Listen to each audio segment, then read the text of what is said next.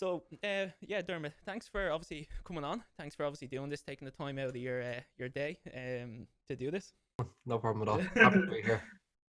Look, what I really wanted to talk about is because I think right now a lot of people are really struggling with, especially I find with doing live classes, people are really struggling with obviously training at home, and not even that it's like hard, but it's just the motivation side of it. I suppose the discipline aspect of actually, going into a room or actually, grabbing a set of weights and putting together a workout.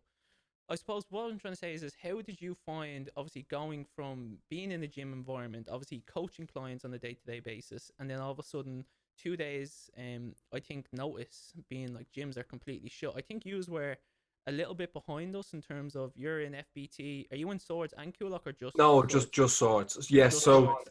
I think FPT closed. I can't remember dates wise, but I finished up about 10 days before that. Okay, okay. And how did you find going from obviously PT training in the gym to then training at home and actually coaching clients at home? And like, how can people, if they are losing, like, not lacking motivation, but like, I suppose the discipline to train at home, people are getting bored with it. There's no help. There's those people who are like, I don't even know if I'm doing it right. You know what I mean? What can they do? Where can they go? And just how did you adjust basically to training at home, and like, how did you adjust your business and stuff like that? Yeah. So without sounding blunt, like training to me is important, Mm-hmm. and it's one of my things that like if I don't train, I will feel crap. 100%. I'm It's the same, it's yeah. like I value my ability to train when I don't want to train quite highly. Like I think there's a lot of time. Like there's been so many periods when we have had a gym where I haven't wanted to train. Went through periods of 18 months where I just like don't really want to train, but I'm still gonna go in, still follow my program, still hire a coach, just because I know come the times that I am motivated that I'm gonna appreciate it. So I know that I'm going to feel worse if I don't, kind of. And I hate looking at it as the gym is my only way of feeling good, because it's not. That's not true at all. But it's one of the many pieces in a puzzle that I can definitely be in control of. 100%. So it's just like the gym for you was one revenue of which you're able to, I suppose, physically work out, but it's not the only way um, that you're looking at it. And it's, I suppose, in your eyes, you're not saying that it's not as big of a deal as some people are making it out to be. It's just you kind of just have to adjust, I suppose, your training style to learn at home. And I think personally, when I done 1 or 2 workouts at home, and it's very hard because I used to be in that mindset of like, of like comparing myself all the time to when I was like really good in training. So like if I go back to maybe like when I first picked up a weight, I put in 2 solid years of just consistent effort. Do you know what I mean? And I always remember that period of training. And then kind of when you start getting older and business and money and all these things start like life problems start coming in, you start to kind of forget about well, me personally, I kind of started to kind of not play sports as much and kind of use the gym left often. But when you always come back, it's always hard not to compare yourself to where you used to be. So it's like I remember when I was such a good athlete. I remember when I was such a good football player. I remember when I was like, when I worked every day for like 2 years straight, and it's like, okay, that's like comparing apples to oranges. Like you cannot compare backwards. You can only kind of, like I say, try to be better than you were yesterday. So compare today to yesterday's day.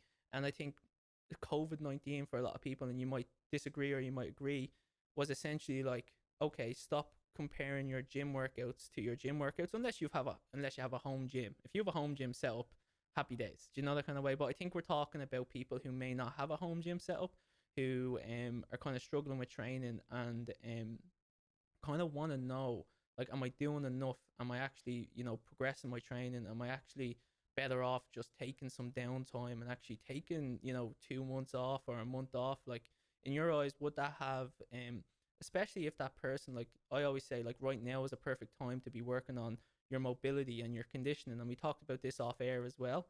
where it's like, yeah, your conditioning, you can improve on aspects of your life and aspects of your training life, that you probably never worked on before. I don't know if you're doing anything different currently because of obviously COVID-19. Yeah, so like training wise, I've put myself together one of the most kind of brutal programs that I have did in a while. Like it's not fun, it's not enjoyable, but does it work? Am I still going to be able to? Am I still going to be able to progress at the speed that I want? It depends what other things I control. Like my training is only one piece of the puzzle. Mm-hmm. And what I've did with my training is like it's very very different. Like I would have usually ran kind of a let's say like a push pull legs upper lower split. Yep. So or pull push legs or one of them. And now what I'm doing and what I have most clients do is you run just a Monday, Wednesday, Friday full body split. Yep. And then if like let's say we need to bring up biceps or something, we'll throw or biceps and calves. Biceps, calves, delts is me. So I will throw in volume of biceps, calves, delts at the end of every single training session. Okay. Okay. So what else have I did to my training? So because my accuracy and my ability to train in a low like a lower rep, like anything under 10 reps, like I can't progress, I can't get any effective reps out of anything that's under 10 reps, but I can definitely it doesn't really matter as long as we're building up them so called effective reps. It doesn't matter where they're coming from, what part of their work they're coming from.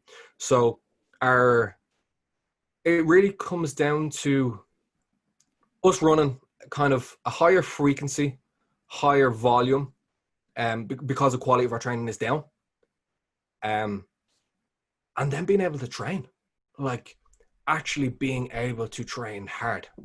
Of course. It's very easy to do a set of 6 with 2 reps in the tank, like, and that will lead to a decent stimulus. But when it comes to doing a set of 20 with 2 reps in the tank, like It's a different ball it's game. awful. Yeah. Like split squats. Like I remember literally like 3 weeks ago I was doing split squats for 20, and it's just a whole different ball game. It's so fun. Yeah. It's so fun. Like it's like absolutely burying yourself bodyweight training, and it's just your ability to train hard in that situation is going to be able to keep you either slowly progressing or at least maintaining tissue. Like the ability to maintain tissue is easy. Mm-hmm.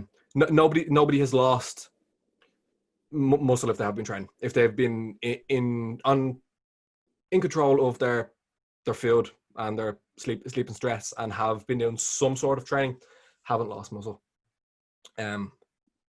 Now, have you progressed at the same rate? No, but like that's okay. If you have taken your focus and shifted somewhere else, as you were saying, having some more cardio in. If you used to run and you love running, I have lots of clients that have picked up running again, and that's great. Good. I think we'll move on. I think in terms of like getting back to the gym, in terms of like how can we start approaching, it's obviously I've done the calculations. It's 12 weeks come Monday until gyms can reopen. Is it really that long? When oh fuck off! It's I 12 thought 12 weeks. it was 12 weeks, like 12 weeks ago.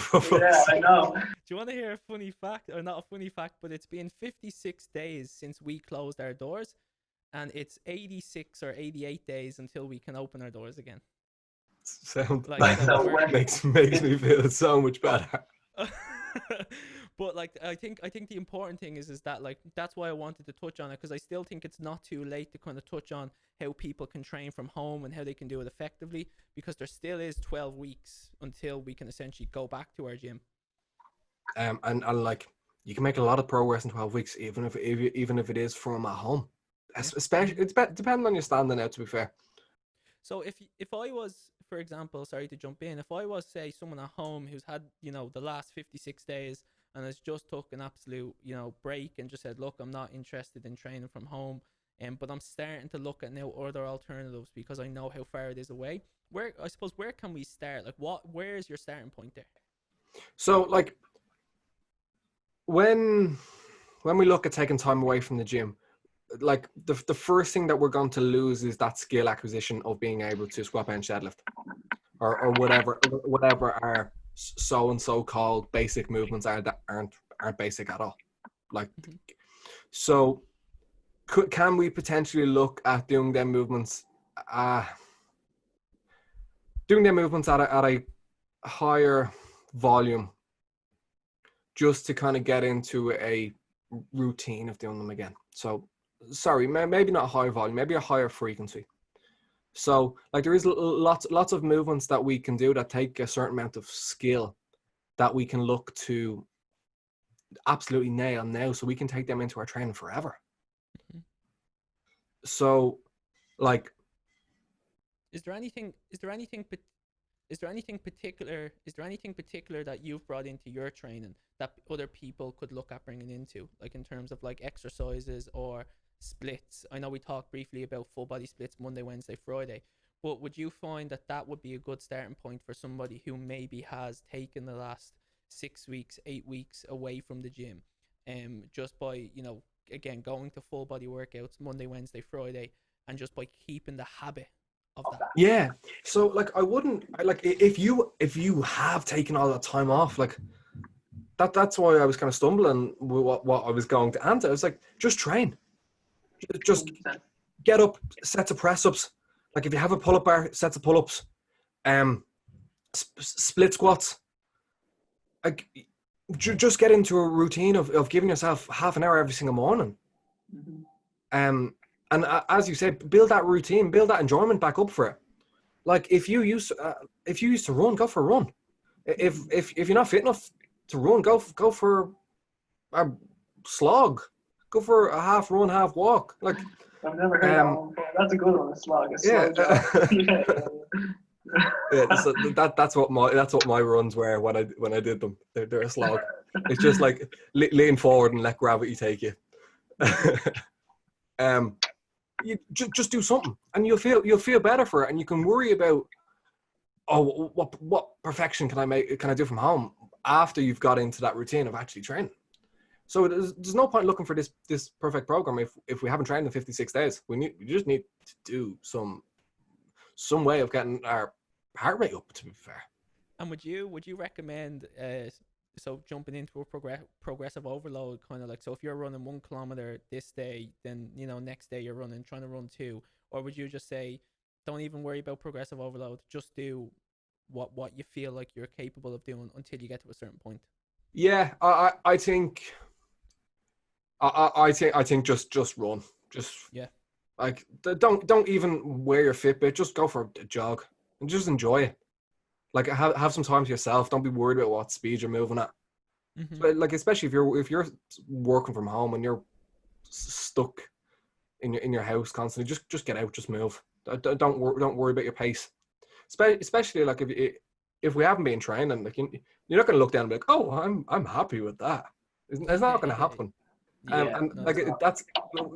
That can very easily become a negative experience instead of a positive one, because you just realize how much kind of fitness you've lost. Now, I do think a lot of people are training. I don't think a lot of people are sitting at home feeling sorry for themselves anymore. I think people like, this is like, I think a lot of people have came into the reality that this is our new forever, and that it's like, make the most out of it, or get into bed and feel sorry for myself. I always say that the new gold is actually gym equipment right now. Like, it's literally impossible to get. Like, the price has gone up probably tenfold. Like, oh yeah, it's insane. Like, it is insane. I think that's another thing. Like, if you care about your training, I'm not saying go out and buy a fucking leg extension, but like, if you deem yourself somebody who actually cares about their training and they haven't went out and bought like a pull-up bar, a set of dip rings, bands, like, spend 200 quid and just pick up gear. And like it's like I know this is completely off topic, but it's like people buying gym gear. It's like I'm gonna buy gym gear so I actually or like actual gym clothing. It's like Yeah, I'm of gonna buy course, them yeah. because I'm gonna be some sort of incentive to train. So Yeah, you spend 200 quid on kit, and it gives you an incentive to train. Go for it, like. 100%. It's funny that you bring that up because the first thing everyone does before they buy a gym membership is make sure they have the right gear, the gym equipment, or the gym clothing to go to the gym. Like literally, and they're like, oh, I can't go to the gym until I have €400 because I need to get these two pairs of Gymshark tops or these two pairs of Gymshark leggings, and I see it all the time. And Yeah, you it's wouldn't want to but see me in the gym. Me smelly vibrams. yeah, yeah, yeah. No, it's funny if you want to get a good few stairs. I always say bring them to the supermarket and stuff like that. But it's funny how different aspects of training. I find that the Vibrams. It's funny that you say that. Is they actually help my ankle mobility in terms of like dorsiflexion. Like I find that I can squat so much better when I wear them regularly, and then like when I put shoes on, like it's not that my squat gets worse. It's just that if you were to put me in a narrow stance squat, I'm so much better after like a week of wearing Vibrams, and then if I go back to kind of forgetting to put them on, um, I'll kind of go back to having to kind of go a little bit more sumo based and toes kind of slightly pointed outwards. I don't know if you get the same. Yeah, so I squat in my Romoleros anyway, so I wouldn't really notice. But when it comes to like glute development, like I don't have any direct glute work in, but it's because I wear my Vibrams, and Yeah, I like everything I do is glute in them. Like that's why like if you can, if anybody see me train, like I'm either in my Vibrams or I'm in my bare feet. right. Okay. And Yeah. unfortunately, I just don't give a bollocks. I'm training like. It's funny because people would look and go like, why would someone do that? But there is actually methods behind why you would actually do it. It's like it's the saying that like we didn't have all this comfort around our feet. Back in the day that we literally used to have to walk around barefoot, and how now a typical say 30-40 year old, whether it's a male female, females are more flexible than others, is that we're so just like not confined, but we're so just like bubble wrapped all the time that our bodies just kind of have adapted and we're not flexible. We find it harder to do particular things, and our mobility, like, do you know what I mean? Even like in terms of like, I've started sitting down a lot more, but I try to use standing desks a lot, because it's just so much better for me in terms of like, um, you know what I mean? Like in terms of like my back, and it's just maddening that I've really kind of took over the last 6 months, like a seated when I mean a seated, I actually mean in a chair, and like I'm already feeling like my back, I'm on the foam roller more, I'm trying to, you know what I mean, compromise, like just sitting down more frequently, um and we're not made to just be bubble wrapped, we're not made to essentially do that. So when people hear like, oh yeah, when because I wear my Vibrams when I train as well, and I suppose people may not know why you would wear them or what is the purpose of them, but essentially it is to kind of get back to kind of like our roots, that we necessarily don't have all these comfy chairs, and we don't have all these you know desks, and we've kind of built this environment around us, and you've got to look. I always say you've got to look at your environment, because if you suffer with lower back pain, let's say, or you have a scoliosis, so your shoulders are forward, and you're coming to me to train to try and improve that. Like if you just go and you just sit at a desk for 12 hours a day after seeing me for an hour, like, and you just sit forward with your arms like this. Sorry, you can't really see me there, but if you just sit forward, like it's kind of counterproductive. Like, would you agree, or would you? Yeah, so like to a certain extent, we can't control where we work. So Of like course. at least you're lucky enough that you can. Me too. If I wanted to, I could have a standing desk. Um, but I think making the most out of the time that we do have when we're not sitting down. Mm-hmm. That's where my problem with like spin classes is and stuff as well. It's like no, like go squat, go for a run. Plus, I don't like teaching them either. To be honest, I think that's my that's my main problem with them. I always say you have to do more what you dislike, and then it becomes a lot easier. So like likewise, when I was back in the day, when I used to I was in FPT before, but before that I was in a gym out in Lusk. And I used to teach spin classes back to back to back to back. And I always used to compare, well, if I used to hate them. And this is where I kind of the running comes into it, where if I say, right, if I can teach this class and then I go work out, well, then my workout's going to feel easy because I enjoy working out. And I'd always kind of compare, like, if I can get myself through a 45-minute spin class or two of them back to back, well, then when I work out afterwards, like, I'm going to, love it, as opposed to dragging myself through the spin class. And then, like, I'd always feel like, so that's where I kind of think that it kind of happened early on. But it's funny that you mentioned spin. So like, in terms of, because a big thing I think for people is that, like, I personally, there's two ways that I look at training. There's the effective way of training, and then there's what you enjoy doing. So sometimes I always say what is most effective isn't as important as what you enjoy.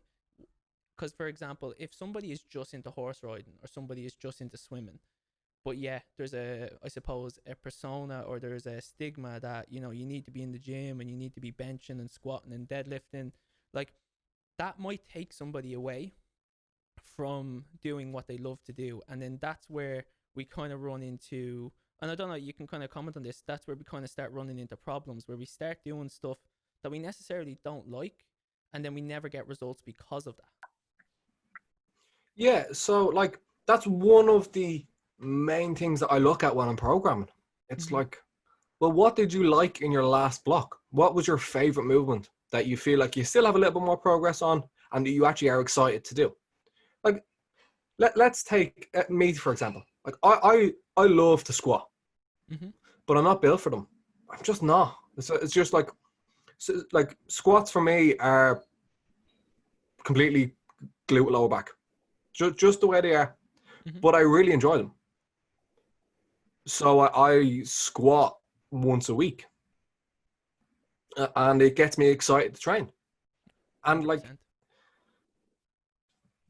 in a lot of cases, if we can be excited to go into the gym, like, for the majority of people, that's all we need to be, is like to actually enjoy training. And I think we can, you could pull apart my squat and be like, yeah, well, you're not getting any fucking quad recruitment from it. I'm like, yeah, but like, I am with everything else, and squats are fun. So if I can program squats and they get me to the gym, and then I have leg extensions, hacks, leg press in after, then it's not really a big deal. If you love the deadlift, do it. Like, or if you have a movement that you've seen on Instagram isn't biomechanically perfect, but it's fun, do. Like, we can look at making up volume in other movements for what you're potentially lacking in that movement, if that makes sense. It does. Now, I think it depends. Go ahead. Sorry, go on. It depends who you are. So, like, let's take me, for example. Like, I will only squat. I'm running a block of squats at the moment because, like, that's all I can do at home. Is you've seen people do the squats with the rollers? Yes. Yeah. So I throw a roller on my back, safety bar, handles up, and I can get, because I don't have enough plates, so I can load it that way, which is like a gift. But like, when it comes to my actual program, when I have a gym, I won't squat. Yeah, I know. Just because it's not optimal, and I'm going to train either way, so I can build up that excitement for my hacks or something like that, and it will offer me more benefit. And I think what we're trying to say is that everything needs to be relevant to your goal. Yeah, absolutely. Do you know what I mean? Like, so what one person may do is going to be completely different to another person based on the goal that they have. So like me, when I'm out on a run, and I'm like, my goal is not to run 20 or 10 kilometers. I've only ever ran 20 once, but it's not to run 20 kilometers. It's kind of to push my body a little bit further than I'm used to, so that I can kind of use that pain in other circumstances. But then when I'm in training, like a push or a pull session, I'm not training that way. I'm training like slightly different. I'm training more for different purposes. So I think like if you're training for enjoyment, if you're training for the fun of it, well, then you don't need to worry about necessarily how effective. Like, you can get an exercise that's 50% effective of another exercise, but if you enjoy it a lot more, you're going to stick to it, and essentially over time you're going to build up more progress because you've been able to actually adhere to that plan. Yeah, exactly. Yeah. So is there anything that I suppose that you're doing currently that's I suppose that you're enjoying, because I know you're doing a lot of stuff that you're not enjoying in terms of like obviously having to train and having to train at home, I should say. But is there anything like new that you've added in that you've actually kind of like didn't think you'd enjoy as much pre-COVID? Training wise or just in general? Just in general, like, is there any general? So I've had time to study, and that's just what I do. Like a lot of the time, I won't have time to sit down and read, and I have time now, which is amazing. My training, I'm doing things that I wouldn't have usually did. So as I said, I got myself a pair of dip rings, and I'm horrendous on them, absolutely awful. But like, is it going to? Am I going to potentially build up a lot of shoulder stability and stuff that's going to carry back over into my training if and when I get back into the gym? Yeah. Mm-hmm. I think we're going to touch on like how we can look at programming when we get back into the gym. Yeah. So like if we've got 12 weeks now till August 10th, like even for yourself, but you can talk for yourself personally, and you can talk in terms of like how you're helping clients. Like what advice or what kind of recommendations would you start saying like you should probably start thinking about this? So if we have been consistently training, I'd look at removing movements that we're bored of. Mm-hmm. I'd look at like what things can we continue to progress? How simple can we keep our programming? I think another thing is like if you've been training for hypertrophy, if you've been going in and you've been doing your heavy leg press, heavy squats, and then you've turned around and you're training at home and you're doing like squat jumps and stuff now, jump lunges, like no. Mm-hmm. Go back to the way you were training. Use these movements. Put your body in weaker positions by, like, let's take a squat for example. Like you can potentially do a cycle squat where you throw your heels up crazy high, drive your knees forward. I'm sure you've seen people do them on Instagram before, and we can place lots of torque in your knee and really bury your quads. Mm-hmm. There is a lot of movements that we can now do, like with bands. Mm-hmm. So I really will be looking at really trying to replicate what we will be doing in the gym when we get back. Exactly that. So what movements are we going to be doing when we actually re-enter into the gym? As for when we re-enter into the gym, so the only thing that we have lost is that skill acquisition, that kind of neural adaptation to being able to be efficient in a squat. Mm-hmm. And the way we're going to get that back, the quickest is by squatting. So I would make sure that, like, sorry, I just need to plug my laptop in. I'm going to continue to chat though. So I would make sure that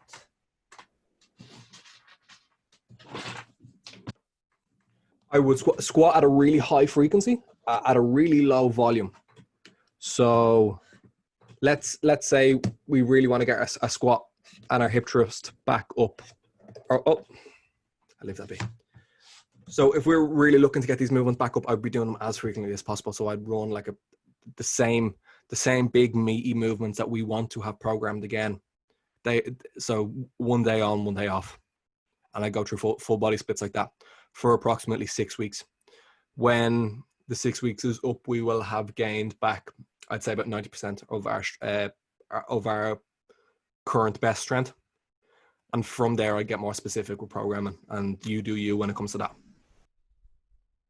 So you're saying there's probably 6 weeks from the August 10th to where you're kind of going to get back to somewhat of the place you were before the gym's closed. You should kind of plan for a 6 week, and not to be.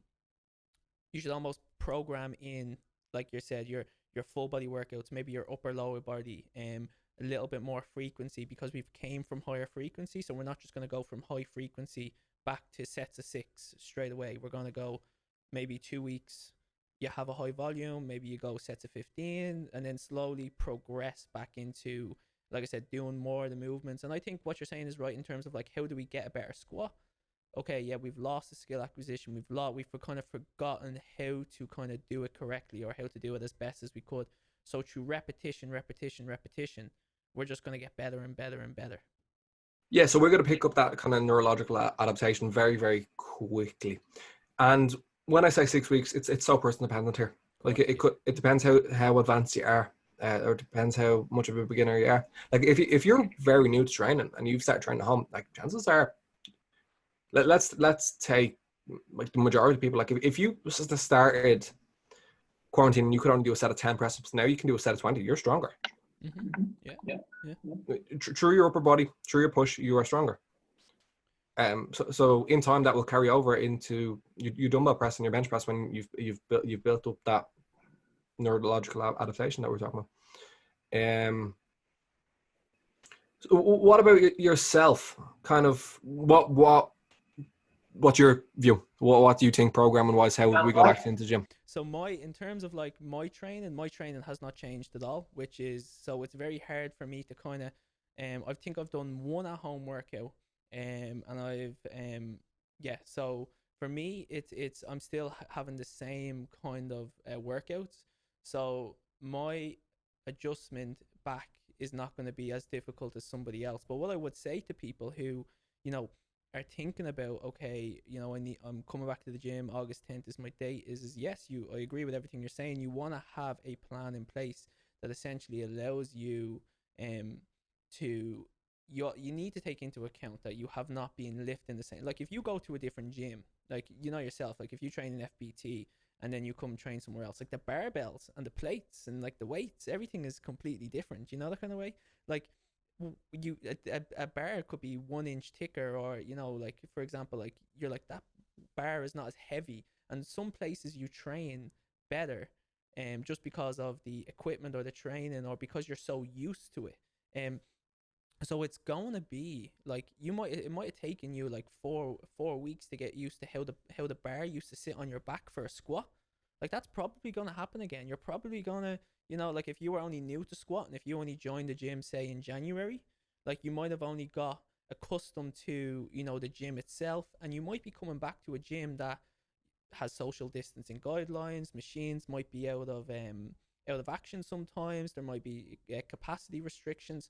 So there's all these things that may be roadblocks, and essentially it's going to make it harder for us to kind of, I suppose, get back in, because it's not only now do I have to come in and figure all this out. Like we're in a very difficult position where like we're trying to, at the same time of being safe, we don't want to be policing the gym. We don't want to be telling people that they're not allowed to do this, or they're not allowed to come at this time, or that they're, do you know what I mean? Like we don't want to have to do that. We're like, that's where, like, from a business aspect of it, like we're constantly reaching out to our members and constantly saying like, we need your guys' help. Like we need you to understand that, like, if there's somebody, over here squatting, like rather than us creating an environment where, and this is something that I'm struggling with, and I'm trying to think, and what is the gym going to look like? Is it going to be, you can't, like, if you imagine squat racks, if they're not distant enough pair, like, and someone walks over, are we constantly having to go up and stop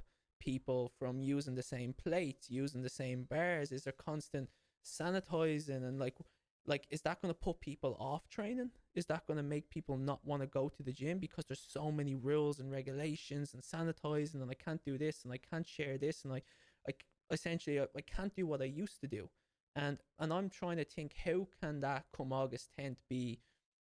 And I think it's only able to be limited. We cannot prevent, like there's no way of preventing the risk of any illness in any facility or in any business, but like we can definitely limit it. But members, and if people are thinking about going to the gyms come August 10th, we all kind of have to think about these things, and like understand that there is going to be a small change of how the gym's operated. Like it's not just going to be, you know, like people under each other's arms spotting each other in a squat. Like, so you might be used to someone, you know, one of the coaches giving you a spot, you know, and training in reps of 4, Yeah. reps of 5.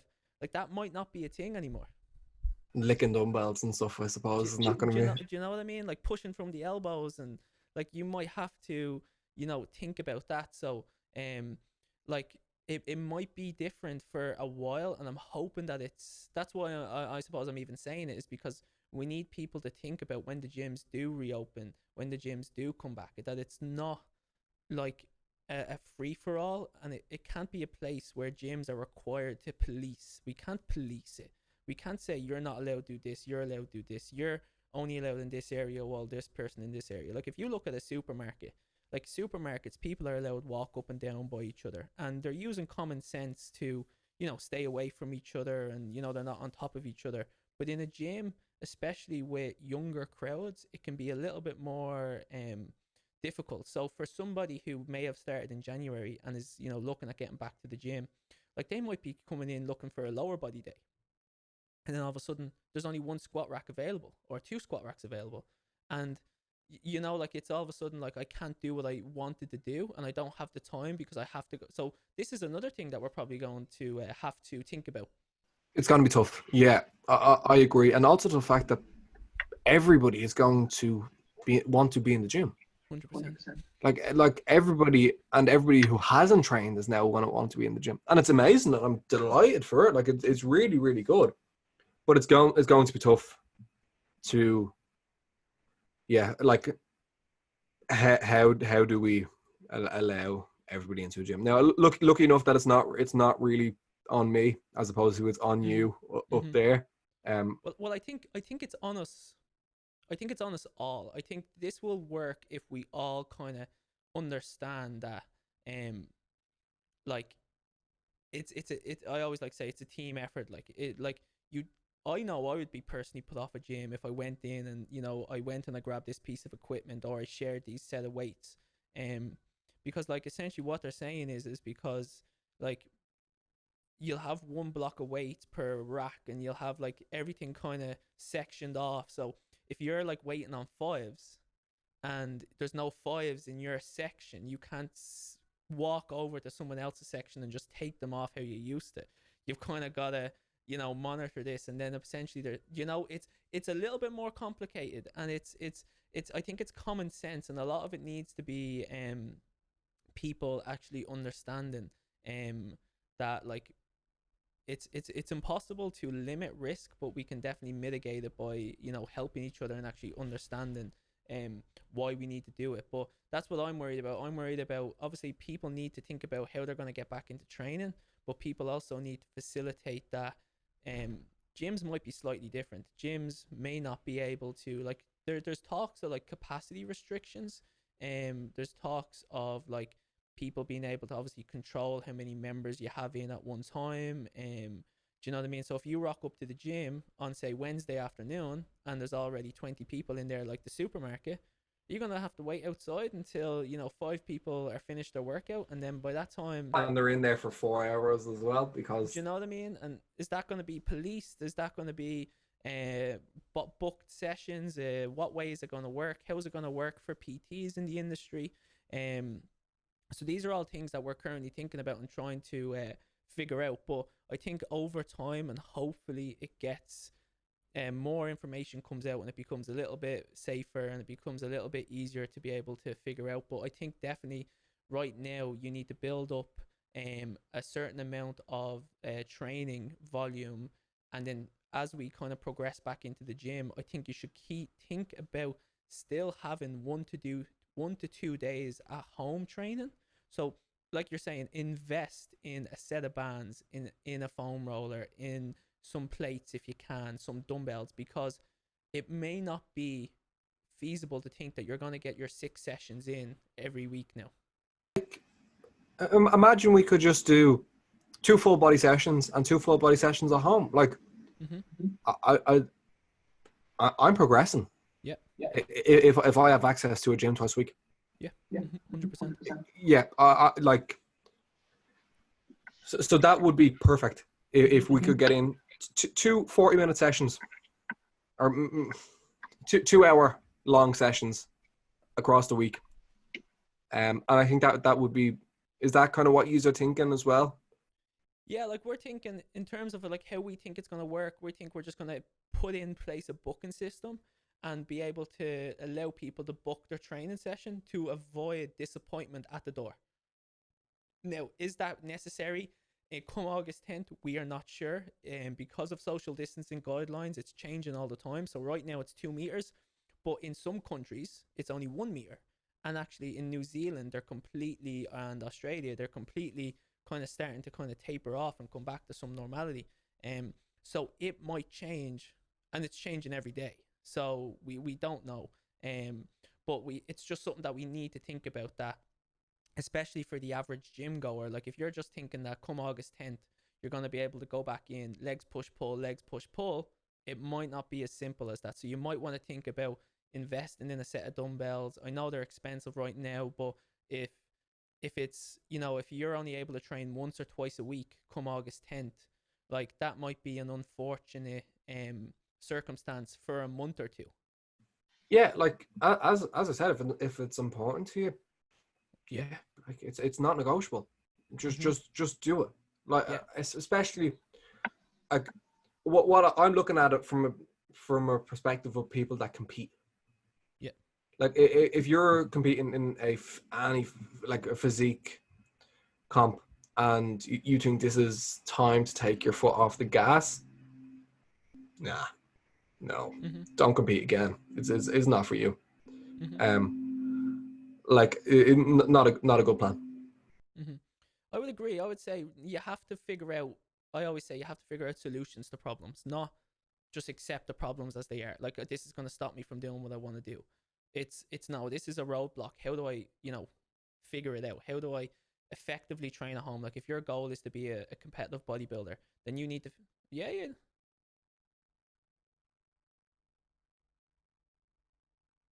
All good. Super. Yeah, like if you're gonna be a bodybuilder and that's what you're training to be, like you need to adapt and you need to figure out how to make that work. And you need to have did that 6 weeks ago. Like how many people in that situation have went out and bought like full gyms? Not saying to do that, because you probably don't need to do that, but like a lot. And for you to think that you're taking it as seriously as people like that, I like, don't get me wrong, either am I. I'm not going forking out 10 grand to kit out my back garden, but there's like people are. Yeah. But you can definitely spend 250 quid on heaps of bands, cheap set of 10 kilo dumbbells, and go at it from there. And as I said, just put effort into your training. I think so, and I think like definitely if you're competitive in anything, like you will make that investment. You will try figure out, okay, well, how am I going to do this? Okay, this is an opportunity for me to build a home gym, and then when you build a home gym, you have it for life. Do you know what I mean? So it's there. It's not like it's worth the investment. It's worth the time. And I'm not telling people to go out and try build a home gym. I'm just trying to, you know what I mean? If training is something that's important to you, you need to start thinking about, okay, like this happened once. I'm not going to say it's going to happen again, but if 4 weeks into lockdown being over, we get told there's another spike, where are we? Do we just go back to not training for another 6 weeks? Do we close everything down? I think like I use this as an example, like the doom days preppers. Like you need like exercise, if it's important to you, you need to be able to adapt to what's going on. And if bodybuilding or powerlifting or strongman is important to you, you need to be able to adapt to. And I think a lot of people are. I think a lot of people are doing that. I think a lot of people are kind of seeing, once it was 2 weeks in, they were like, okay, this is a long time. And that's where the spike of gym equipment, just no one could get anything. Like people are reaching out to us asking us for dumbbells, and we were like, we don't actually have any dumbbells left. People have just been, and they're like, there's literally none left on Amazon, there's none left on anything. And we were just like, Jesus. But I think, Diarmuid, where can people find you in terms of like if they want to find out a little bit more about you and just be able to kind of I suppose watch kind of your stuff? Yeah, so I currently have a website that isn't finished, so I can't point you towards my website, unfortunately. I can't think of a better time to finish it during lockdown. Yeah, that's true as well. I think, no, it's taking me too long. I'm just gonna pay somebody. Yeah, definitely. Yeah, it's I have better uses of my time. I just 100%. pay somebody and they'll end doing it better. I do it myself, won't be happy. Gonna have to pay somebody anyway. Yeah, no, I totally agree. We done the website ourselves here, and it's just a headache you don't Don't want to want get to get involved involved in, in because because it's just it's one of those things. It's like you go down the rabbit hole and there's no way back. Do you know what I mean? And then all of a sudden you mess up, so you have to start again and actually go physically. Do you know what I mean? Pay someone again anyway. So I would definitely say that. But like Instagram, social media, things like that. Yeah, so if my Instagram is just Diarmuid Cavanagh _. If you want, you just link that when you throw it up on Instagram. It's Cool. probably the best bit. And then yeah, that's I don't really use Facebook, to be honest. Obviously I have my podcast myself as well, which Super, is the perfect. Apex podcast. You find that on me. I'll link to it on my Instagram as well. I have it uploaded on it's on YouTube, Podbean, and Spotify. So and yeah, that's it. Deadly. So look, I really appreciate obviously you taking the time to do this, and I definitely think we touched on a lot of interesting things, and I definitely think like we could have talked for easily another hour. Yeah, but I but I think people will get sick and fed of. But no, I appreciate your time. I think we'll wrap it up there. And again, thank you obviously for taking the time to do this. No problem at all, man. It was a pleasure. Really happy and Super. happy to do it again as well if you want me to. Yeah, no, really enjoyed. Superman, cheers, thank you.